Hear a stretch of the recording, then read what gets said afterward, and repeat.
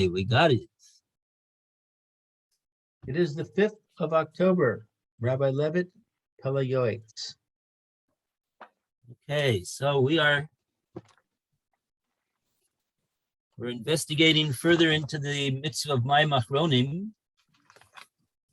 And yesterday we saw the famous Tosfos in Brachos on Nun Gimel Amud Beis. I get that. Are we going to do that more, or we're moving on?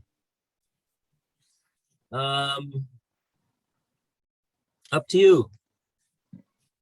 I wouldn't mind reviewing it quickly. Okay. So what Gemara was that again?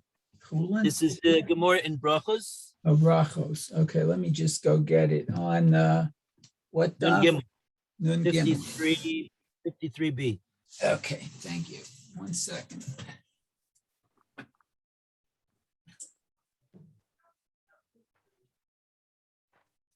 So we noticed we read the Gemara before the Tosfos that the Gemara, in finding its source for Mayim Achronim, has an allusion to. Oh, Alan is trying to get in.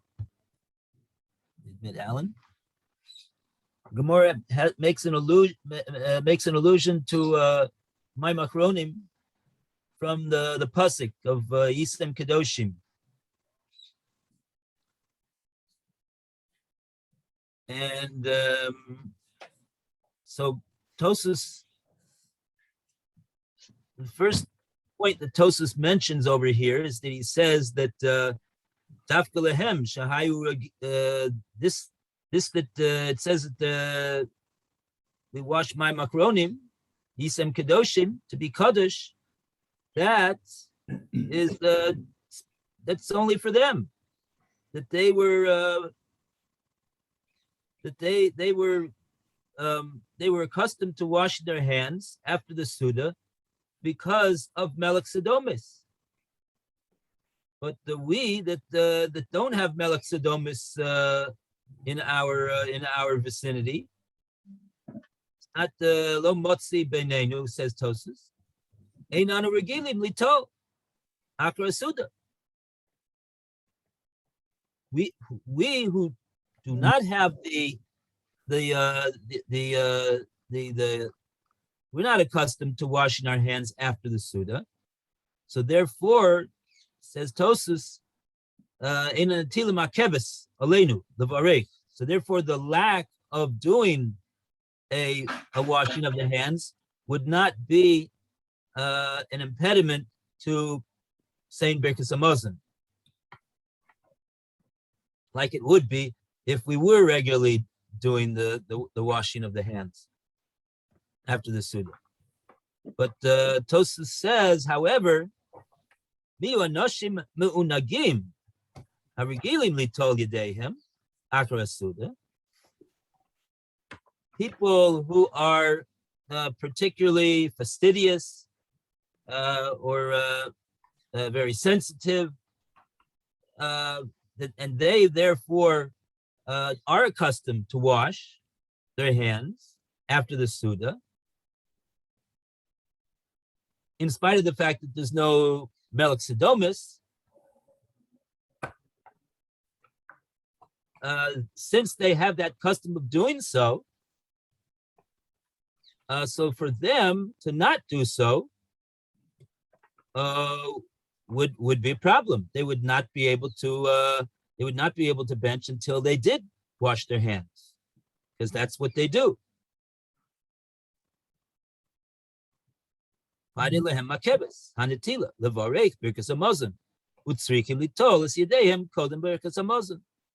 they would certainly need to do an atila before Birkas Hamazon. What is this ma'akeves? Prevents them, holds them back. The lack of washing their hands would hold them back halachically from being able to say Birkas Hamazon. I see. Okay. So that's Tosus over here. And so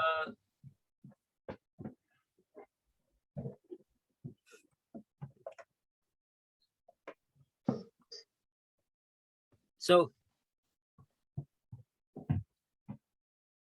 yeah. All right. Oh, so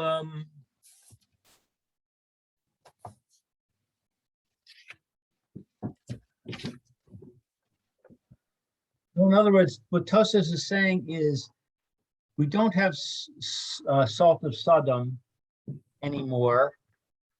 Therefore, we're not required to wash afterwards, irrespective of the principle in the Gemara, which says that because it says, and you shall become holy, we do wash. And as far as the issue of dirt, if a person's not fastidious, he doesn't have to worry about the dirt. if he doesn't generally wash after the Suda on that account. Right. See, the fact that if a person would generally wash before he benches after his Suda, so then that would show on him that he is in this category of people who consider their hands to be mizuhamot, and accordingly that's why they make it a point of washing their hands. But so for them, says Tosus, they can't just do it whenever they feel like it. If they're doing it as a matter of course, then they have to then they always have to do it. They have to make sure that they have water in order to be able to do that. Okay, so basically, we have a Tosfos here that we don't follow. Do we know why? Oh, I mean, who says not like the Tosus? Yeah, Tosfos says it's irrelevant. Don't wash, except Yeah. for very few people. But our custom is that we do wash. So Yeah. So why we are not following the Tosfos? in other words, the Shulchan Aruch says very clearly, right off the bat in the Siman Shin Pei Aleph, he says, "My makronim chova." Right. So you want to know what's the weight of halachic authority that the Shulchan Aruch is relying on against what Tosa says. Right. Much better said. The way I said it. Oh, well, thank you. So that would need Mr. Brewer and see what the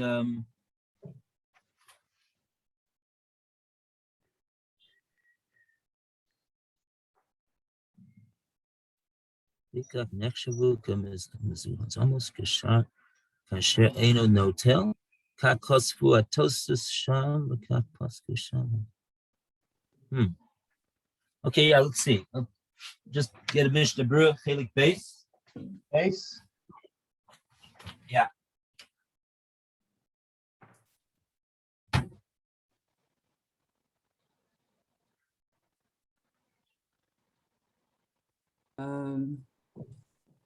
So what's happening? We're getting a Mishnah Berurah, volume 2, base, to answer the question, why does the Mechaber not do like the Tosfos says? What's this? Forgotten. what was this to do with? My Achronim. Oh. All right, I'll wake up, I suppose. So,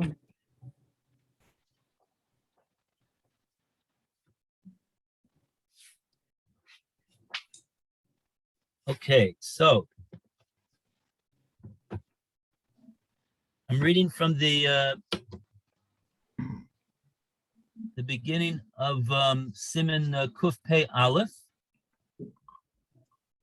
which is the Siman on the din of my Machronim, and over here, the in Sif Aleph. Now you know what I mean when I say Sif. That's the big bold letters in the Mechaber. Yeah. In other words, if you take a look at the heading of this siman, it says Kuf Pei Aleph, then it says Din Mai Machronim, and then it says Ubo Yud Seifim. So included in this siman is 10 seifim, 10 sections in this siman on the din of my Machronim. So in Sif Aleph, where you got the big Aleph over there, and the Shulchan Aruch says my Machronim Chova. So now we did what we did the other day. We take a look at the little Aleph, which is above in the upper right hand corner of the word Mayim. Right. See this Aleph? Now that Aleph sends you to the Beragola. Right. Beragola tells us what he holds to be the halakhic authority for the Shulchan Aruch to say that my Machronim is a chova.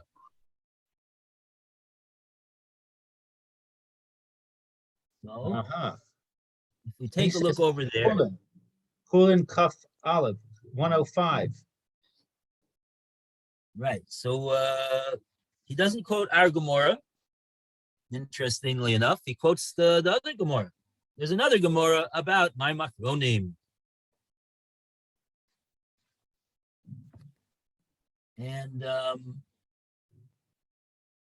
then he says, Vehevio harif v'harash v'perek ches de brachos.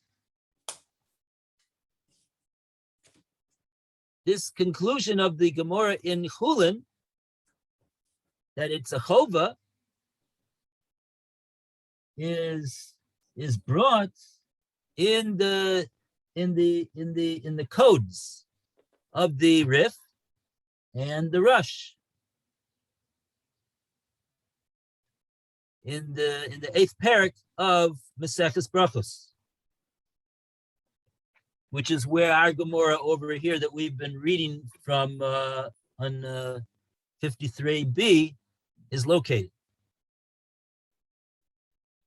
Aye. So he's quoting our Gemara, which Tosfos comments on and says we don't do it, as a source for the fact that we do it. Well, we'd have to take a look inside in the Rif and the Rush and see, and the Gemara and Chulin to really it could. I'm thinking like this. It could be that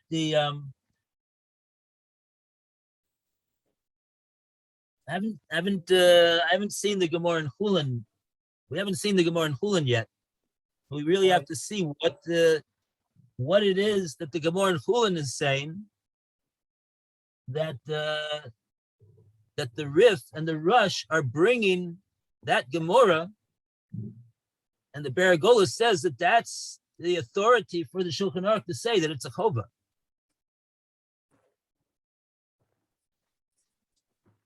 It's 105A.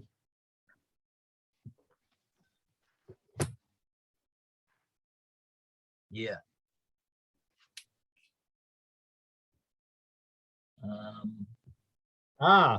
It's on the end of the page. Gufa. Let's see where it is on the page. Gufa.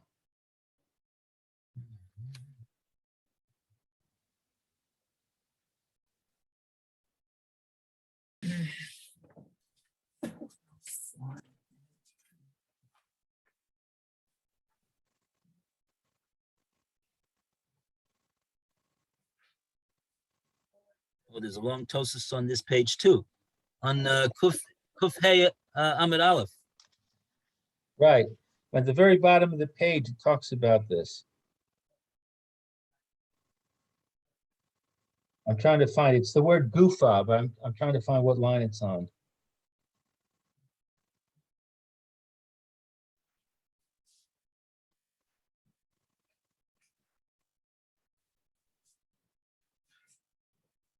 Wow.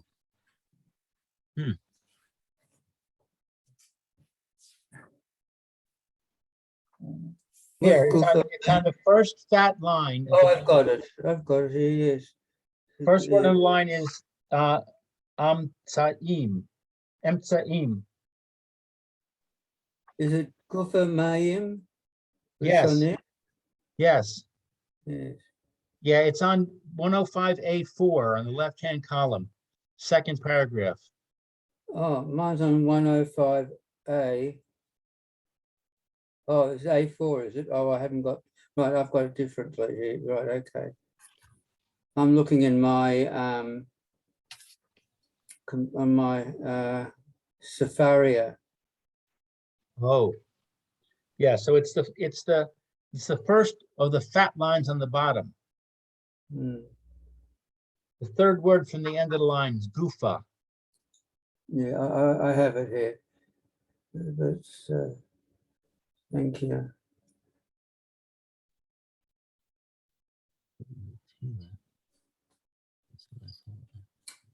The Gemara analyzes the matter itself. The full text of the Parasha is as follows. First waters and final waters are an obligation, whereas middle waters are optional. What are middle waters? The first waters one may wash. That's the water in the vessel onto the I think ground. that's between the meat and the fish. Oh, that's our L'chaim. Yeah, people are not accustomed to do mime and soim. No, we do a L'chaim between the meat and the fish. Yeah, we have Mayim Aish, Hot water, fire water. fire water. You're right. Oh, okay. Fire water. So this is where the custom comes from.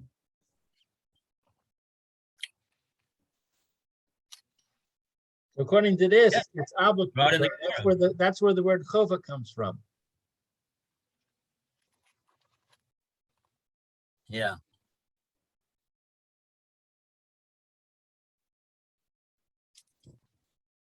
Yeah, this is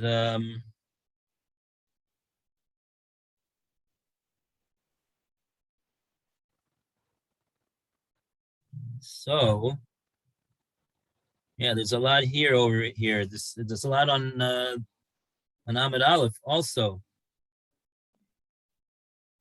The sugya really starts on Amid Aleph, 10 lines from the bottom of the page, and continues on to Amid Base.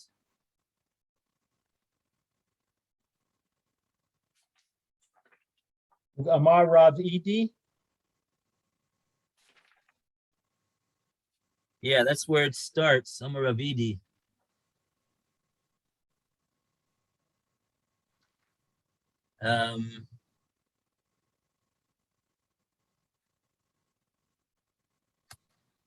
Right.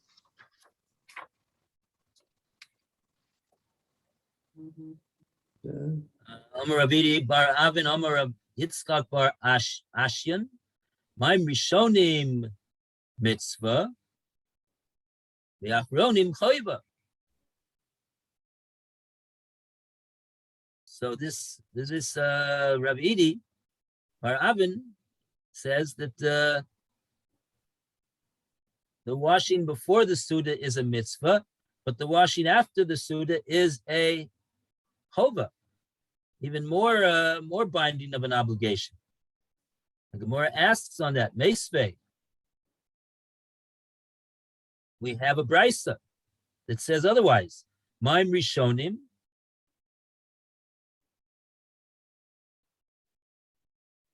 ve'achronim chova.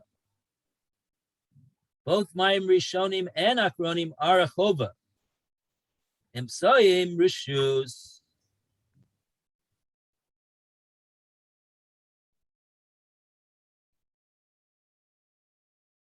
So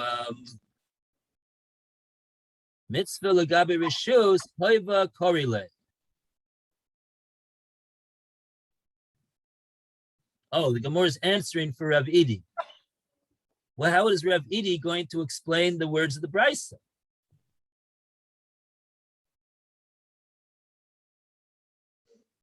So this that it says that Maim Rishonim is a mitzvah.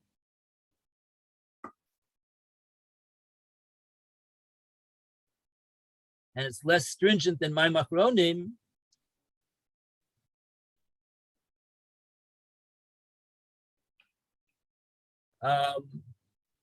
Mitzvah legabe rishus koiva korile. Since the brisa over here mentions that in regard to Mayim and Soim, that Mayim and Soim is not even a mitzvah; it's simply a rishus. It's not a mitzvah. So on that account, that's what the brisa means when it says that Mayim Achronim over here is a chova. It means it's a chova, and meaning that it's a mitzvah, not a mere rishus like Mayim Soim is. So the brisa, that's what Rav Idi would say over here. That would be the yishuv of Rav Idi on this brisa. Okay. But at the end of the day, we're saying that we still are going to maintain, like Rav Idi, that Maim Achronim is a chova, whereas Maim Rishonim is a mitzvah.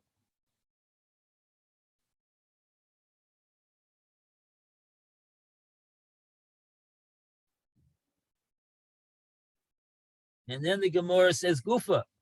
Let's go into this. We're going to bring the words of the whole brisa over here. Maim Rishonim ve'achronim choiva emsoim rishus. That's what we said so far.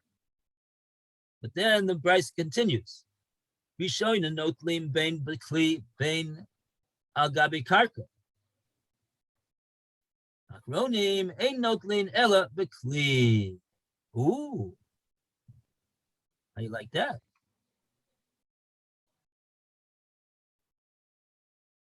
The Maim Rishonim can be done whether with a kli, bein bikli, bein al gabe karka.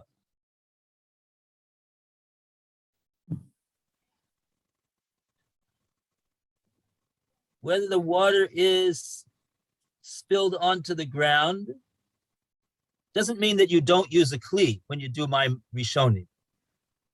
It means where are you when you're doing your Maim Rishonim with a kli on your hands? Do you have to have a kli underneath, or could you put it? Could you let that water go onto the ground? So you could let it go right onto the ground. Whereas Maim Achronim, we don't allow that. Ein notlin ela b'kli. You have to have that the Maim Achronim that you're washing with, it cannot allow it to go on the ground. It has to go dafka into a kli and not on the ground. Do they give a reason? There's no reason in the Gemara. Is there a reason? I mean, there's a reason, but Yeah. what is the reason? The Gemara is going to say on Amud Beis that the reason that we're stringent with my machronim is because we say that there's a ruach ra that's shora on the mayim achronim after we used it. Because Ruach, a ruach what? ruach ra, A bad wind. There'd been an evil spirit, or yeah, what exactly is ruach ra? My commentary says it's only, the Ruach Ra is only relevant on the ground. doesn't say what a ruach ra is. An evil spirit. There's an evil spirit that rests on the Mayim Achronim when they are on the floor, according to Rashi. Hmm.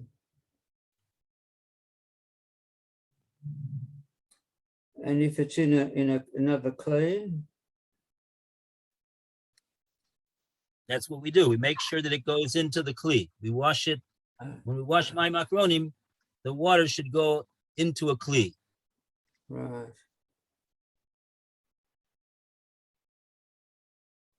Okay. Right. So when you're on a picnic, you have to be careful. Yeah. Well, where do you wash mayim achronim if you're in a park? Not on the karka.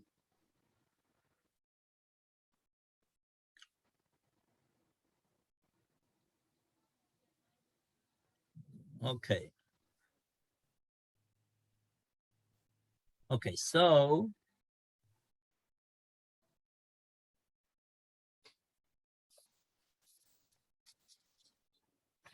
we're gonna let's see. Okay, since we've started this, let's finish it. Let's try to go further. Just see what the conclusion is that comes out from the Gemara so far. But you see over here from this Gemara in Chulin, so far we see that it says Mayim Achronim Chova. Right. Pretty clear. Yeah. Now the Gemara asks my Beinayu.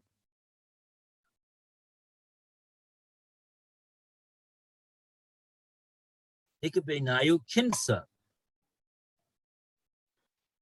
My Beinayu, what's the difference between these two languages over here? According to both of them, you shouldn't do on the karka. No, the second one says you can do on the karka.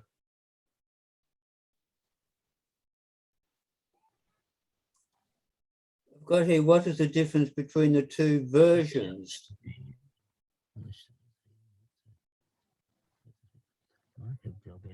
Oh, wait a second, I'm wrong. May not be poured on the ground. Oh, one of them says it may be poured in a vessel, and the other one says it can't be poured on the ground. What's the difference between the two ways of phrasing it?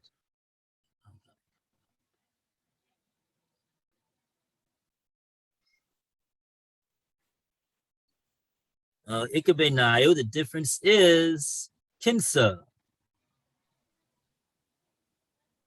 What's kinsa mean?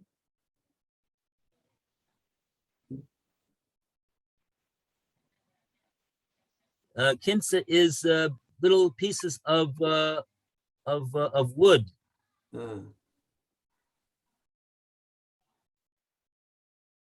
Okay, according to the Lishna Kama, you shouldn't even do my makronim on the kinsa because it's not a kli. But according to the Lishna Basra, you would be able to do it on them because it's not considered to be going on the cart. Okay, but that's a side point in regard to my Macroni. Mhm. And now the Gemara has another halacha about my Rishonim. Notlin bein b'chamin bein b'tzonim. Achronim ein notlin ela b'tzonim.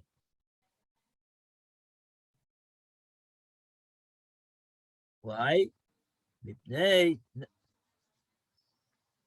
My Rishonim could be warmer or cooler, but my Achronim could only be cooler. Mipnei shamayim mefa pein ima yadayim ve'ein meuvirin es hazuama. So you don't want to have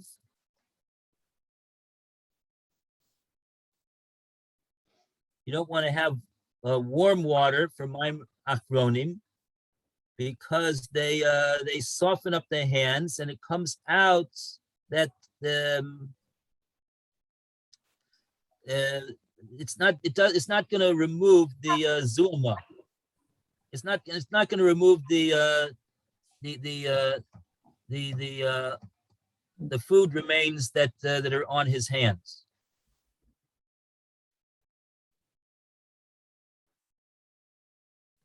Okay, so fine.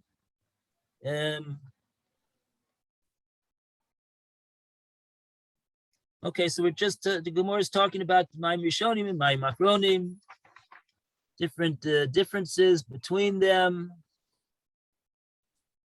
So far, we don't see anything that's really pertinent to our discussion. Looks like we already saw exactly what it is that the story is.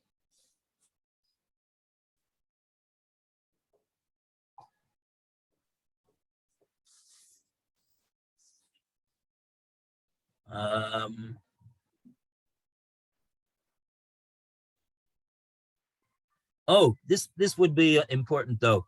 If you go to Kuf Hey Amid base, take a look at the statement of Amar Rav Yehuda Berei de Rav Chia. This is 102.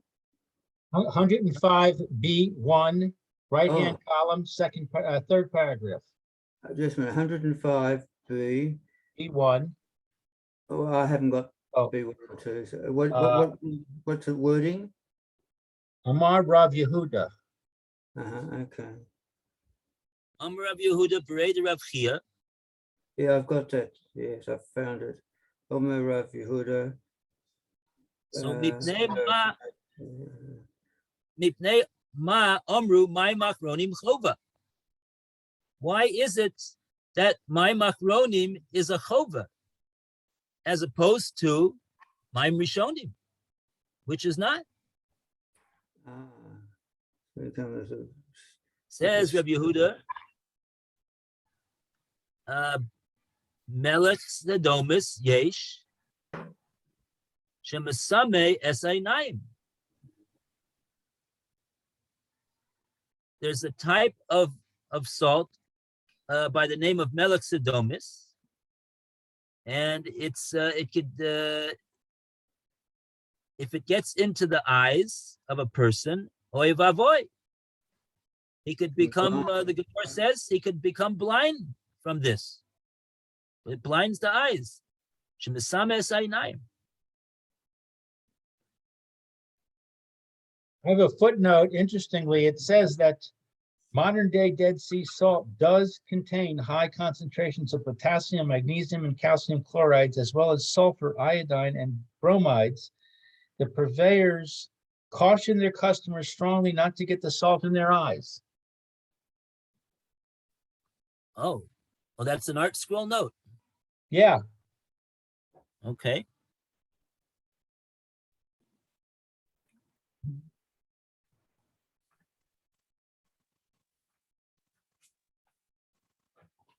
right? And so therefore, that will explain why we have this concern by my machronim and not by my mishonim.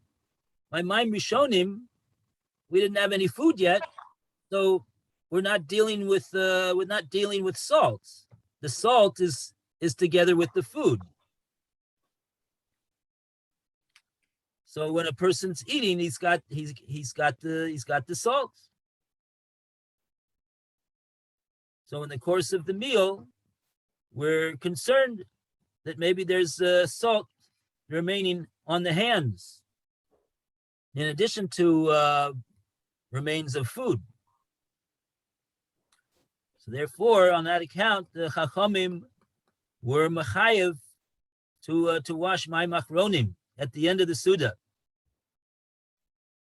so that there should not be any melech sodomis on the hands.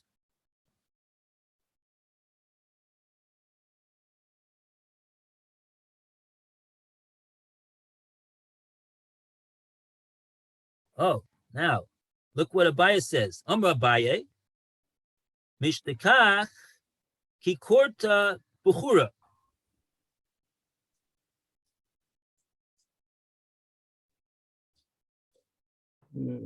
Where do we find mishtekach? Means where is it found? This particular salt is not found except kikorta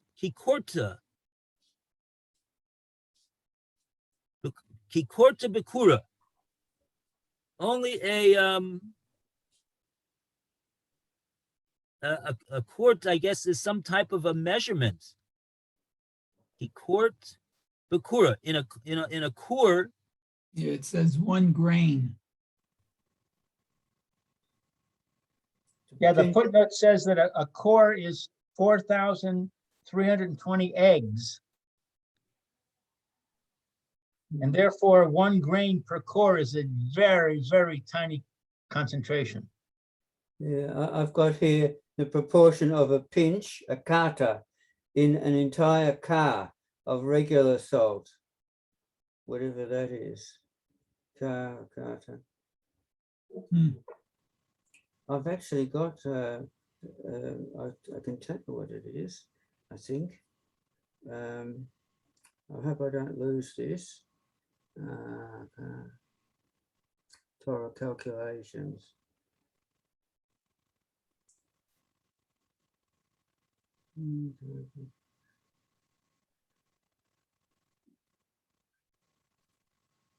Okay. No.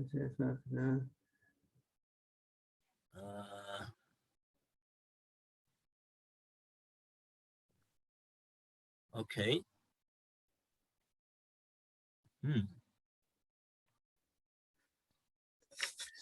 Amalei Rav Acha Berei the Rava, the Rav Ashi.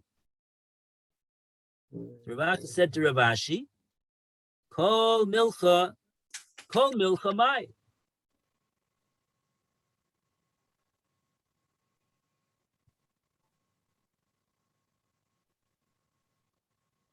My footnote says that the word kol means measured in this case, not all. Kol milcha.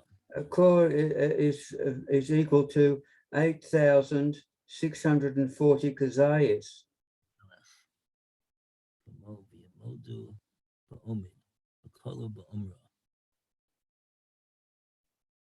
Yeah, so you've got it in olives. I have it in eggs. I put it into US ounces and see what it is, or liters. I put it into liters. 1 core is equal to 248.832 liters.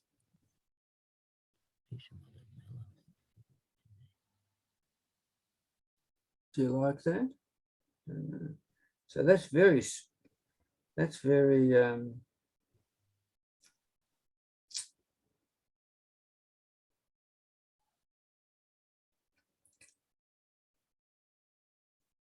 Okay, so he's asking a question basically about if he's dealing with a large amount, he's not eating, he's not having a Suda, he's not having anything to eat, but he's, I guess he's some type of a dealer in salt. So he measures out large amounts of salt. And so Rashi says, does he need to wash his hands after having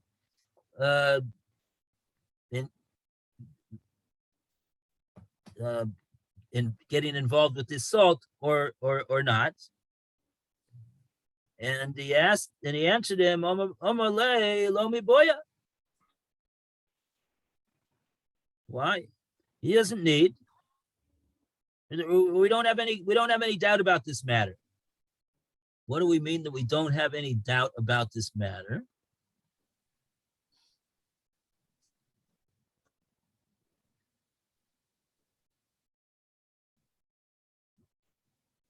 We don't have any doubt, but that he obviously does need to wash his hands.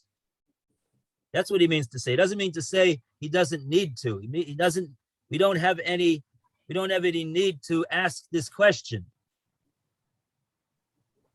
He obviously does need to. Okay. Now,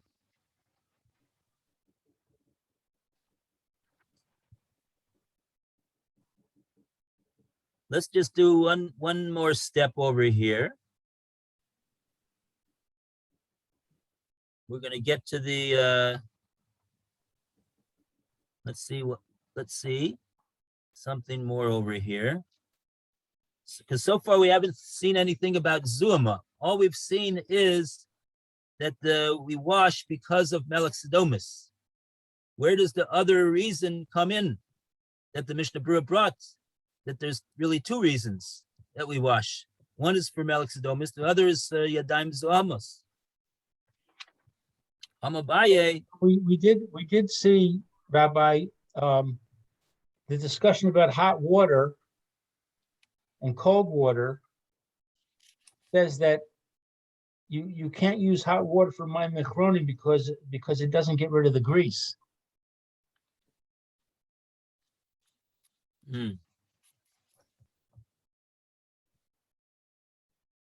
I would have thought it does a better job of getting rid of it. Okay.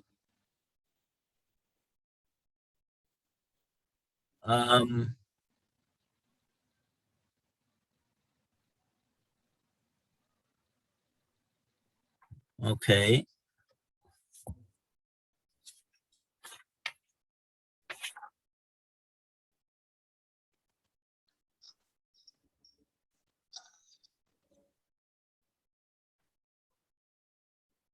Okay, so let's see over here. Amabaya. Mereish hava mina. Haidelo mashu maya basroi al ara mishum zuama. Amali mishum desharia ruach ra alayu. Oh.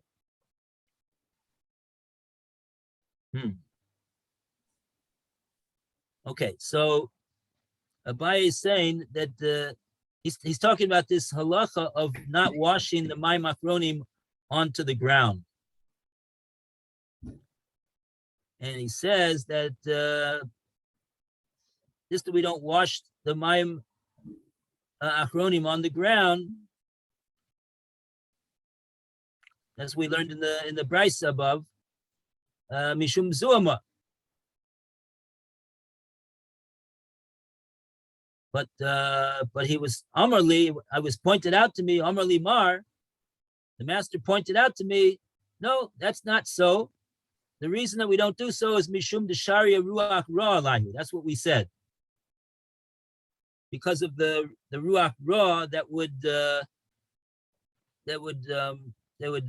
descend upon the karka. Okay, but that's not the zuma that we're looking for.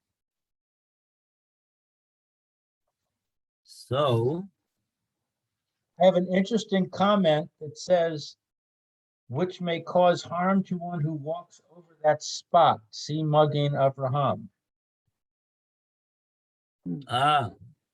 okay. So in other words, if you pour it on the ground, the mayim achronim on the ground, then somebody can inadvertently walk on it and get damaged. But if you pour it into a kli, then that can't happen. It doesn't, and how long will that last for on the ground? The effect doesn't say, does it? No. Maybe we'll give it 24 hours or something. Okay. All right. So, okay, it looks like that's the,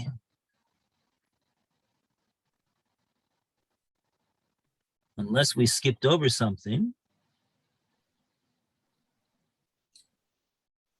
I don't think we did. It's everything that you've said is here.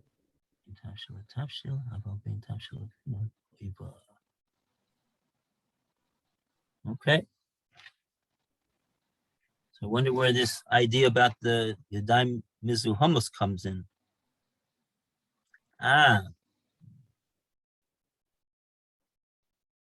Okay, so About the controversy over whether there is Melech Sodom. I mean, it says here that it exists, but it's in extremely small concentration. I don't know. Roy can figure out what the parts per million are or whatever. But I'm wondering, is that implying that it's so dilute that it's not a problem anymore, and therefore agreeing with Tosfos? Or is it saying no, it's still there, therefore it's still an issue? That's something we'll have to work out. well, one thing has to be said, even in the right, the matter of the sakana of eyes becoming blinded from this salt. So no one is going to say to himself, oh, there's just such a small amount, we don't have to bother with this, right?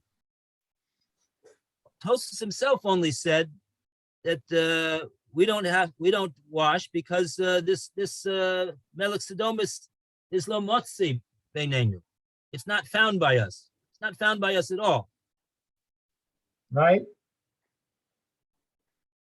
Right, and the footnote here indicates that it's comes from the Dead Sea area, which would kind of support the idea that if you're in, you're in Northern Europe or America or something, it's not too likely that you're going to find it.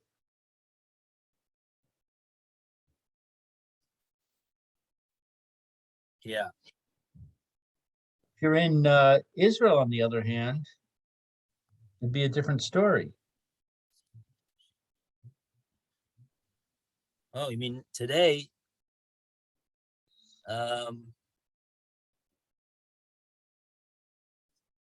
We would be hard pressed to rely on the reasoning of Tosfos because we don't live in France, in Germany. Right.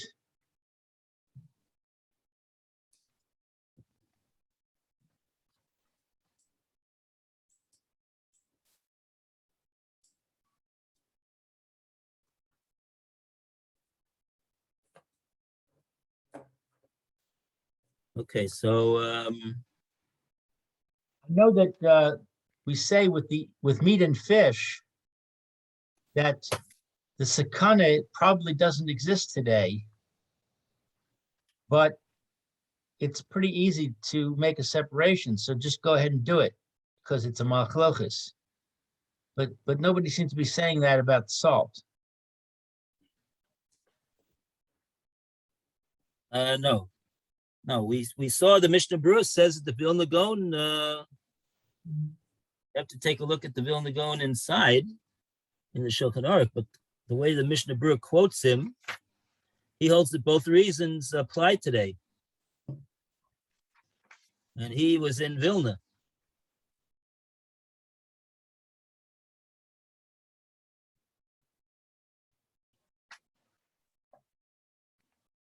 So, let's see. Oh, we didn't get to the rush. Okay, there's enough. Yeah, Time's up. time is up. We didn't get to the rush. Okay, so maybe tomorrow, or maybe some other time. Okay, so we say it's time to say goodbye to Mayor. Okay, have a good day, everyone. You too, All Mayor. the best, Okay, Mayor. Mayor. Thank you. Thank you. Be well, Mayor. Bye. Okay, thank you. Wish Leva, we'll all be Amen. davening. Thank you.